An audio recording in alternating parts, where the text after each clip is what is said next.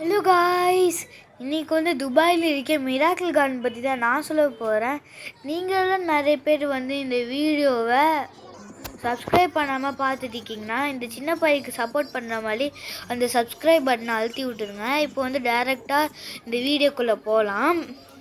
So இந்த miracle garden வந்து துபாயில் இருக்க ஒரு பாப்புலரான பிளேஸ்னே சொல்லலாம். இந்த மிராக்கிள் கார்டன் வந்து மொத்தமாக 3 வேர்ல்டு ரெக்கார்ட்ஸ் வாங்கியிருக்கு. 2013 த லார்ஜஸ்ட் வெர்டிக்கல் கார்டன்ட்டு ஒரு வேர்ல்டு ரெக்கார்டு வாங்கியிருக்கு. 2016 பிக்கெஸ்ட் ஃப்ளோரல் கார்டன்ட்டு இன்னொன்று வேர்ல்டு ரெக்கார்டு வாங்கியிருக்கு. அதுக்குமா ஃபைனலாக 2018 ஒரு வேர்ல்டு ரெக்கார்டு வாங்கியிருக்கு. எதுக்குன்னா இந்த புதர்லாம் இருக்குல்ல, இந்த புதர் மட்டுமே வச்சு மிக்கி மவுஸை ரொம்பவே டாலாக ஒரு ஸ்கல்ப்சரே பண்ணியிருக்காங்க. அதனால தான் இந்த வேர்ல்டு ரெக்கார்டு. இந்த கார்டனை வந்து 72,000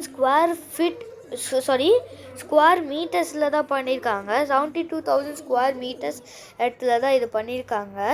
என் கிரவுண்ட் தான் ரொம்ப பெருசாக இருக்குன்னு நினச்சேன். என்னோடய கிரவுண்டை விட இது ரொம்பவே பெருசாக இருக்குது. அதுக்கப்புறமா இந்த லார்ஜஸ்ட் இன்டோர் பட்டர்ஃப்ளை கார்டனுமே சொல்லுவாங்க. ஏன்னா இங்கே வந்து 15,000 பட்டர்ஃப்ளைஸ் 50 வெரைட்டிஸில் இங்கே இருக்குது. ஸோ பாய் காய்.